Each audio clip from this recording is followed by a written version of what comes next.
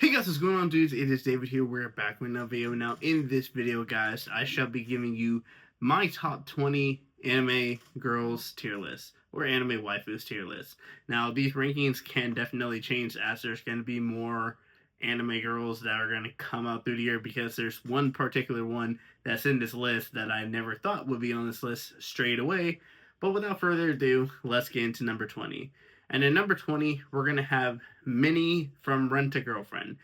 And this is probably going to shock a lot of people, because I think a lot of people, when it comes to Rent a Girlfriend, they would probably go for the main girl, which is Chizuru Ichinose, otherwise known as Chizu Mizuhara, or even Ruka, possibly even Mami, who is Kazuya's ex girlfriend. But I went with Winnie just from the simple factor, even though she's not really a normal character in the show, she has the best personality of all of them, and she is the best friend of Kazuya, and literally treats him and treats Chizuru like, like they're normal human beings. Now, she does have a little different content that she likes to upload on their version of YouTube, but still, Minnie's personality overall is a very good one, and I just think that out of all the five girls that are in Rent a Girlfriend, she's the best one. So Minnie's at number 20. At number 19, we have Hiro Sagawa from A Couple of Cuckoos. And I think from season one, I was always hooked on Hiro, mainly because I like the art style of A Couple of Cuckoos, but also considering the factors that she seems like, even though she's a smart type of girl, she's also feel like she's the kind of innocent type of girl. So, and I mostly go towards that, as you guys are going to be finding out more and more as you go through this list. So I have to have Hiro as number 19. At number 18, we have Momo Ayase from Dandadan. And I think a part of the reason why I have Momo so low is just from the simple factor, I don't really like her as a character. I like her and Okarun together. Because I can't lie, her type of personality is not really something that I would personally say I'm a big fan of, because it's like a fiery, like tsundere type of thing. Because she likes Okarun, but she will show it in ways where that involves physical violence, and I don't really think I would go for that. But I still love her and Okarun together. She's one of my favorite characters when it comes to like Don Don, but I just can't really have her high in this list, so that's the reason why she's at 18. 17, I'll say this, is a big drop off, because I used to have this person in my top 10. We have Himino from Chainsaw. Now, Himino was only in Chainsaw Man for about 3 episodes for a cup of coffee, and then they killed her off. And even though she went out in the toughest way possible, like trying to defend Denji, literally using her whole power to try and help him defend the people that were attacking them, she still ended up getting killed in the end, which is a sad moment, because it literally is a Rengoku moment for me, because he introduced a character that I like and then kill her off within the next 3 episodes. Is like, okay, well, I mean, what do I have left? I have Makima, I have Power, I have Reze, but even Reze died in the movie, so I mean, you really don't give me many choices in Chainsaw Man. So Himino used to be my top 10, but she dropped down to 17. In 16, I have Meme Kakare from 100 Girlfriends, and I think genuinely I have Meme in there because of the shy innocent type. And when we first got a preview what Meme could be introduced as, she reminded me a whole lot of another girl that's going to be on this list, in Komi from Komi Can't Communicate. And when I got to see her, and after reading the manga chapters, I just definitely liked her more as a character, more liked her personality. So even though she's pretty low on this list, she definitely has the potential as the 100 Girlfriends season 3, which will be coming out in a month or so. She can definitely get higher on this list after that season comes out. 15 is Shinobu, but not the Shinobu you're thinking of. I have Shinobu from Tune Into the Midnight Heart, which is a recent romance anime that came out in, I believe, I want to say January time.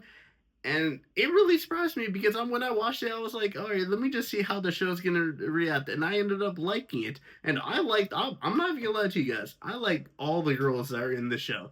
It's just that Shinobu, obviously, because of the name, I'm going to figure, like, I'm going to like the name, obviously, more. But her personality feels like the most real and down to earth, and she feels like a character that I would particularly like, because she's the shy innocent type, but she also likes doing things for other people without really trying to get other things in return. And that's a character I just very much like. which is the reason why she's on this list over all the other girls that are in the show. She's at 15. All right, now I go quick. I kind of quickly. Mai is number 14 from Bunny Girl Senpai. I think just really Mai's an overall good character. She's a good waifu, and I don't think a lot of people will be able to understand her whole romance thing with uh Sakata. But it's a particularly weird romance, but she's still a very overall good show. Good girl. 13, Aqua from Konosuba. I literally just have this because I think if Aqua were to be like a person in real life, she's a very funny character. Even though she's dumb, everybody knows her as a dumb goddess in the show. She's literally known as a dumb goddess in the show, and she's self-centered. But I love her as a character. She's very funny, and even when she's crying over the stupidest things, but she somehow makes it funny. So that's why she's at 13. Number 12, we have Komi from Komi Can't Communicate. And I think this goes explanatory. Komi has a very good character design. She has a very good personality. Her ending goal was to make 100 friends by the time she graduates from high school. And even though the show has only had 2 seasons, trust me, I'm very upset about that. She ended up getting the 100 friends that she needed to in the manga, with the 100 friend being basically the audience member. So I like that interpretation. Her whole relationship with Tadano is a very nice story, and ultimately culminated with their very first kiss, them becoming an official couple, and just overall like nice character dynamic. So Komi was definitely number 12. Number 11, Momo Yaoyorozu from My Academia. And this is like a 1A 1B type of thing, because right in 1B I'm putting Ochaku Uraka, but it literally is a dynamic of Momo being, like, she's a feisty character, but she's also shy, even though Uraka is more of the shy type of personality. It's literally like a 1A 1B, so I really had to make a choice. And considering either of them was definitely going to be this high up, I decided to go with Momo Yaoyorozu for this moment. But next time I do a tier list like this, or like rankings like this, it could easily be Ochaka or Raka. Now we get on into my top 10, and at number 10, Android 18. Android 18 will always forever be on this list because she was the first official waifu I ever had in terms of watching anime, because the first anime I ended up watching was Dragon Ball Z Kai. And introducing 18, I'm like, okay. And I just overall had like a particular interest in 18 over Chi Chi, over Bulma, which are obviously the main wives in Dragon Ball. And then 18 got introduced. I was like, all right, yep, 18 is gonna definitely be my favorite. She's still been my favorite, and she always will be in my list no matter what happens, because I think she just is the best girl in Dragon Ball history. Not Dragon Ball history, in the Dragon Ball show. In Dragon Ball history, that's crazy. Number 9, Ichinose from Class of Melody Elite. And this is another one where I think a lot of people would disagree with me, because a lot of people would probably have Kei Kurosawa, Saki Inagi, even the main girl Horikita, but I have Ichinose just from the simple factor of her personality. She's very kind, she's very sweet, she's willing to sacrifice 20 million points just to save one person from her class from getting expelled. And as far as I know, when it comes to the next episode of the Classroom Elite Season 4, there's going to be a big moment between her and Ayana Koji, and I'm excited for that. So Ichinose is going to be a number 9. Number 8, I'm going to put SAO's resident sniper, Sinon. And I think this is the lowest I've ever had Sinon on this list, but it's because there's been a lot of new characters that I've just particularly liked more than Sinon. I will still always go back to this. Sinon and me shared the same birthday, August 21st, and Sinon's character dynamic was just very well introduced in terms of the show. In terms of like how you introduce the character, I think Sinon had the best introduction into the show, because we get the backstory of her like having a traumatic experience, like talking about, like, this is nothing how I felt like back in the day, or back on that day. And then we get the backstory where she had a childhood trauma experience holding a gun, and she's actually she's actually playing a game full of guns. But yeah, she still has that fear, overcomes the fear, becomes friends with Kirito, Asuna, and has a very good story. Sinon, number 8. Number 7, it's a new addition. It's Umi Asayanagi from I Made Friends with the Second Prettiest Girl in My Classroom. And I don't think I've ever had someone on this list as quickly as this since Miku from the quintessential quintuplets. And Umi's character is just a particular jokester, and I love that she likes messing with the main character so much. But yet she also has her own like history that we never really get into until like the fifth or sixth episode. And just a part of the fact that she also has a very nice character design. I really like the eye, like eye distinction when it comes to characters in anime. So yeah, she's definitely number 7. Number 6, your Forger from Spy Family. I mean, it's self-explanatory. Yours just, I mean, if anything, yours just very good. She has the same voice actress, Japanese voice actress as Shinobu from Demon Slayer, who will be on this list later on.